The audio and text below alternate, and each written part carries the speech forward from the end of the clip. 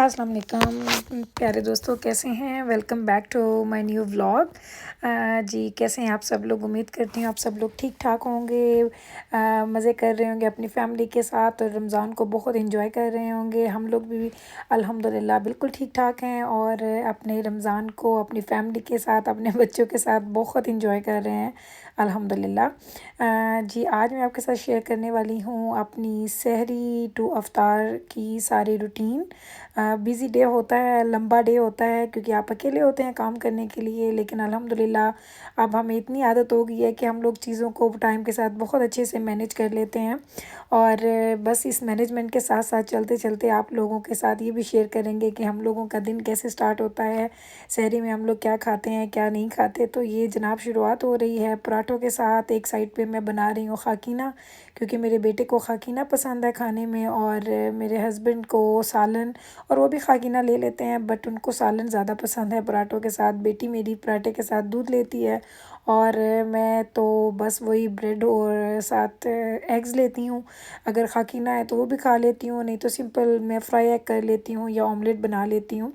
लेकिन पराठे की भी मज़े की बात यह है कि मेरे घर में पराठे भी सब एक तरह के नहीं खाते। मेरे हस्बैंड को बलदार पराठे अच्छे लगते हैं, मेरी बेटी को बिल्कुल ये जो लेयर्स वाले पराठे होते हैं, जो कि एक रोल जिसका मैं ये आपके साथ शेयर भी कर रही हूँ। मैंने हस्बैंड का पेड़ा अब डिफरेंट तरीके से बनाया था कि वो पेड़े के अंदर ही मैंने बटर को लगाया और उसके साथ परते परते करते आप बनाते गए। इसको आप देखें कि मैं ये बेल रही हूँ रोटी को। इस रोटी को पूरा बेलने के बाद इसके ऊपर मैं बटर लगाऊंगी और फिर इसको बहुत अच्छे तरीके से मैं इसको मिक्स कर लूँगी उसके साथ। जिस तरह से आप एक कागज़ की परतें काटते हैं और परतों के ऊपर परतें डालते हैं, बिल्कुल इसी तरीके से आप इस रोटी को भी परतों पे परतें डालेंगे।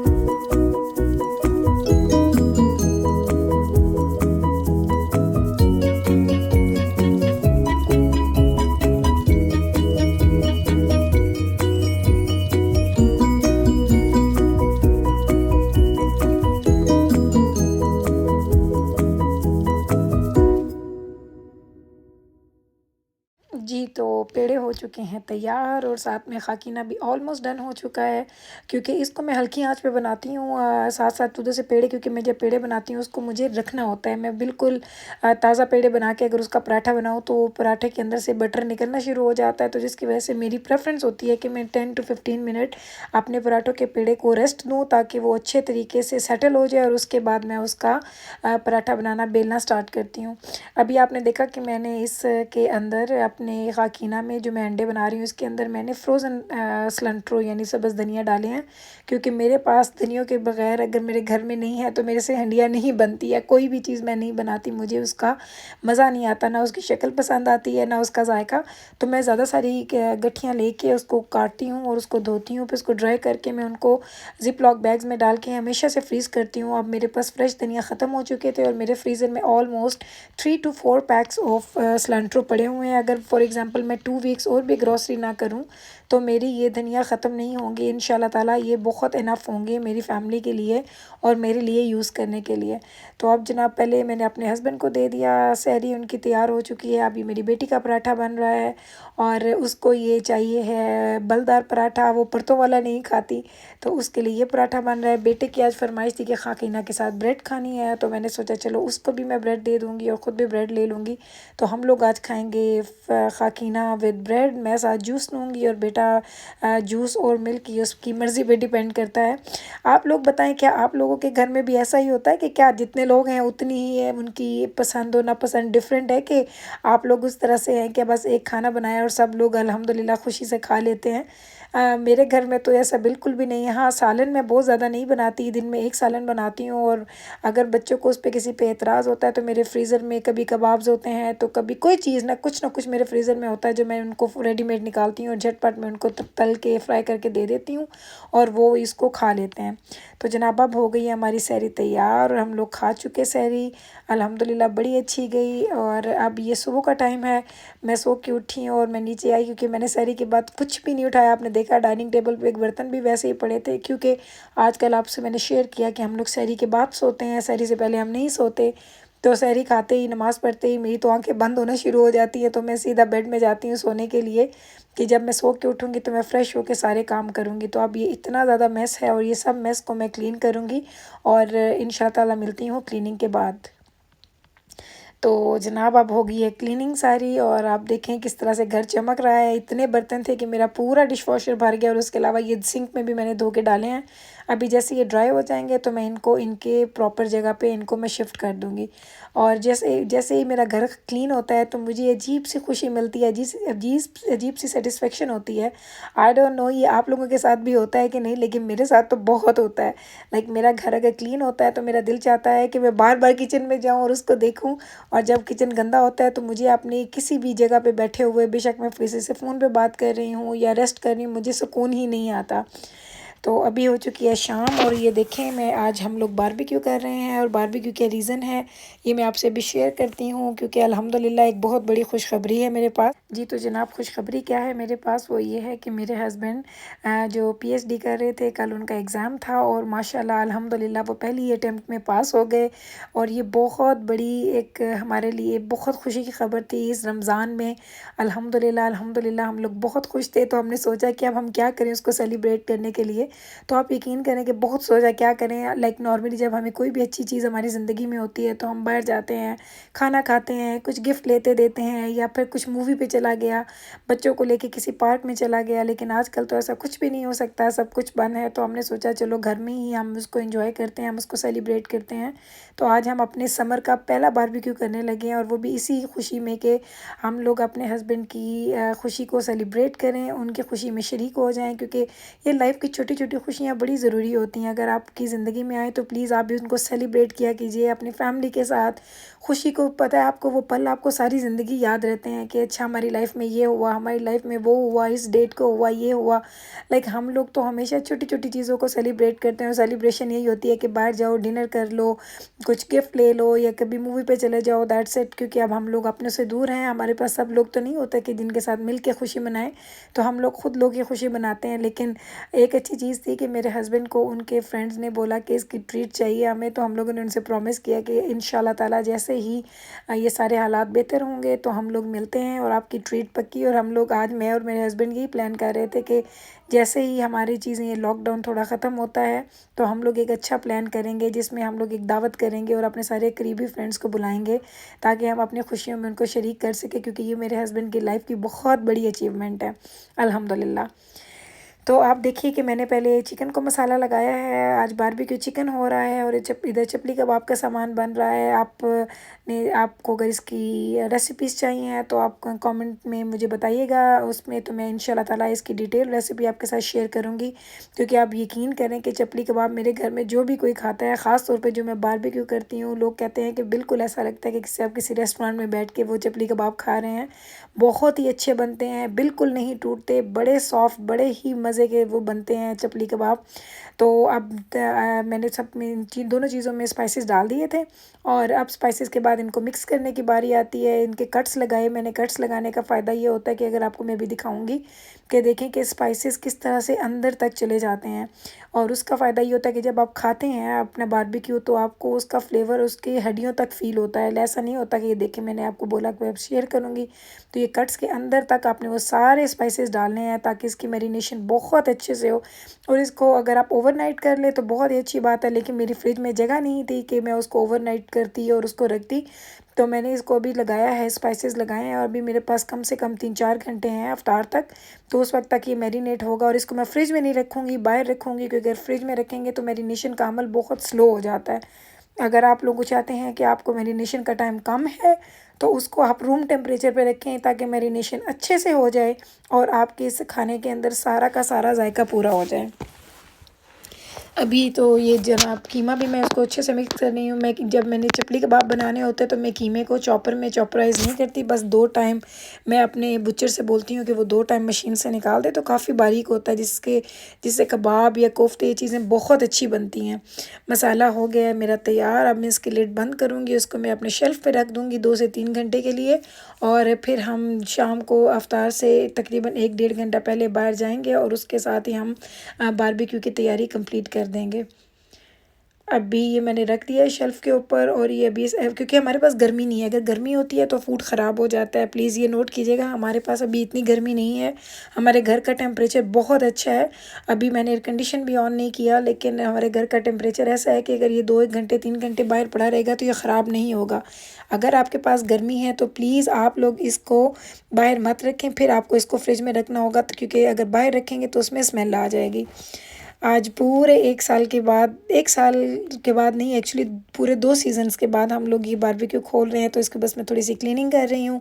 जब ये क्लीन हो जाएगा तो हम बारबेक्यू स्टार्ट करेंगे, क्योंकि इफ्तारी में तकरीबन 1.5 घंटा रह गया है और हमारा बारबेक्यू तैयार होने में 1 से 1.5 घंटा लगेगा।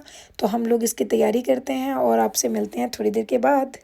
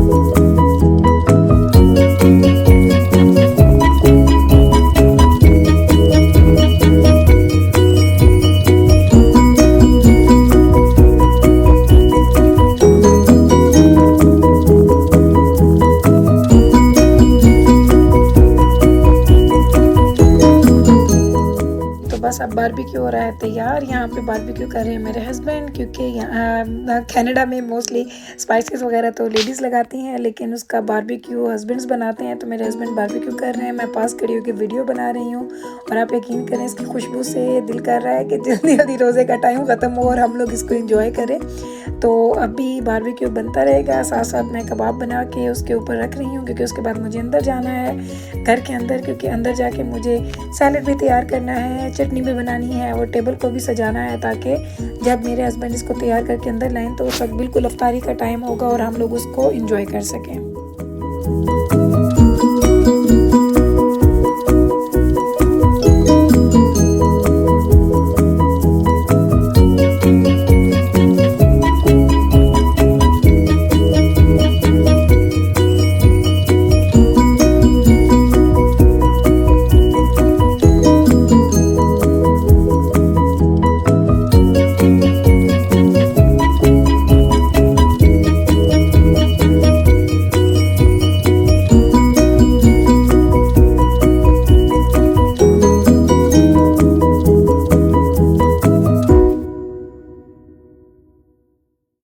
जी, तो बस सैलेड हो रहा है तैयार, कटिंग हो गई है। एक्चुअली बहुत ज़्यादा सैलेड नहीं बनाऊँगी क्योंकि अगर बच जाएगा तो कल नहीं खाया जाएगा, क्योंकि आजकल इफ्तारी में चूँकि समोसे, पकोड़े और इस तरह की चीज़ें बनती हैं फ्राइड फूड, तो उसमें सैलेड इतना यूज़ नहीं होता। तो मैं थोड़ा-सा सैलेड बनाऊँगी, इतना कि बस हम अभी खाएँ और अभी ख़त्म हो जाए। आज मैं सैलेड में ऐड कर रही हूँ पुदीना। मुझे पुदीना बहुत अच्छा लगता है, पुदीना हो या सिलंट्रो हो, सब्ज़ धनिया, मुझे ये दोनों चीज़ें सैलेड में बहुत ज़्यादा अच्छी लगती हैं। बस अब मैं इसको मिक्स करूँगी और इसमें थोड़ा-सा सॉल्ट ऐड करूँगी। आज मैं कोई इसमें चाट मसाला या कोई स्पाइसेस ऐड नहीं करूँगी, कोई ड्रेसिंग ऐड नहीं करूँगी, क्योंकि मुझे सिंपल सैलेड इस बारबेक्यू के साथ बहुत अच्छा लगता है। सैलेड हो गया हमारा तैयार, इसको हम रखेंगे टेबल के ऊपर और फिर हम अपने नेक्स्ट चीज़ों की तरफ चलते हैं, जो कि अब है कि अपनी टेबल लगानी है, खजूर वगैरह निकालेंगे और उन चीज़ों को हम तैयार करेंगे। साथ ही हस्बैंड ने आवाज़ दी कि अब तो ऑलमोस्ट बारबेक्यू तैयार हो चुका है और मुझे दिखाना चाह रहे थे कि क्या अब रेडी है, उतार लूँ कि अभी कितना टाइम है अफ्तारी में। तो मैं अभी बाहर आई हूँ उनको ये बताने के लिए या देखने के लिए कि क्या बारबेक्यू रेडी हो चुका है कि नहीं।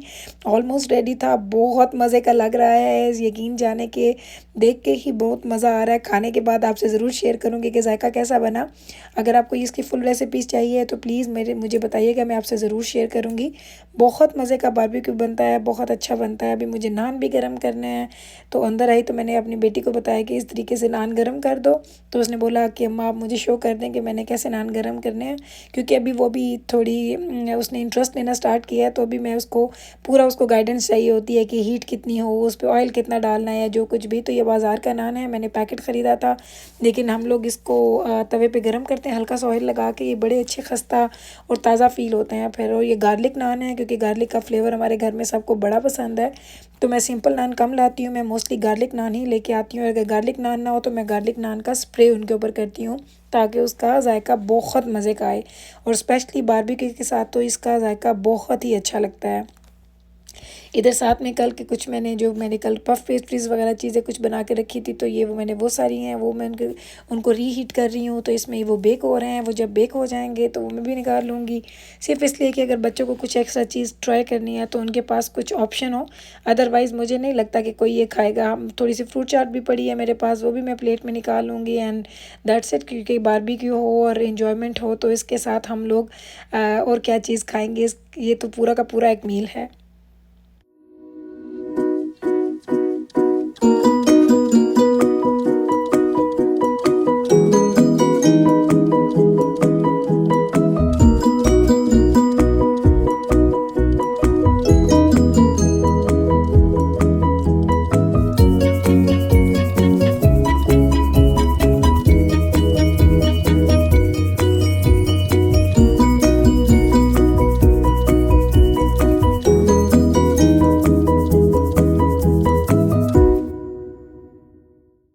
तो जनाब बेटी ने बाकी नान गरम कर दिए, बल्कि अभी वो कर रही है, तो मैं बाहर जाऊंगी अब बारबेक्यू को देखने के लिए कि कहाँ तक पहुँचा। और मियाँ साहब ने बताया कि वो सारे बारबेक्यू रेडी है और वो उसको प्लेट आउट कर रहे हैं।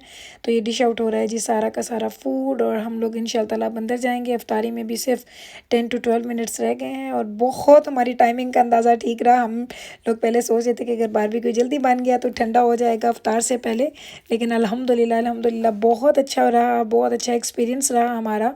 और टाइम की मैनेजमेंट भी बहुत अच्छी रही, हम लोगों ने बनाया। और बस हम अभी अंदर जाएंगे तो उसके बाद अफ्तारी तैयार हो चुकी होगी और हम लोग इंशाल्लाह ताला यहाँ टेबल लगा चुकी है, बाहर से आपको मैं दिखा रही हूँ।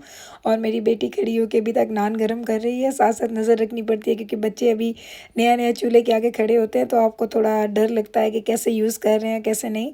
लेकिन माशाल्लाह बहुत अच्छी है मेरी बेटी और बहुत हेल्प कर रही है आजकल। माशाल्लाह सारे बच्चे, इवन हस्बैंड भी बहुत हेल्प करते हैं। लाइक अगर काम नहीं भी करते तो फुल कंपनी देते हैं, तो काम करने का पता ही नहीं चलता। आप लोग अच्छे तरीके से बैठते हैं और ख़ूब इंजॉय करते हैं।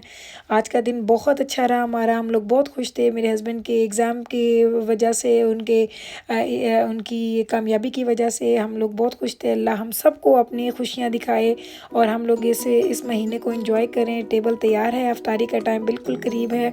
आप अपना ख्याल रखिएगा, अपनी फैमिली का ख्याल रखिएगा, हमें अपनी दुआओं में याद रखिएगा। इंशाअल्लाह ताला मिलते हैं मेरे नेक्स्ट व्लॉग में।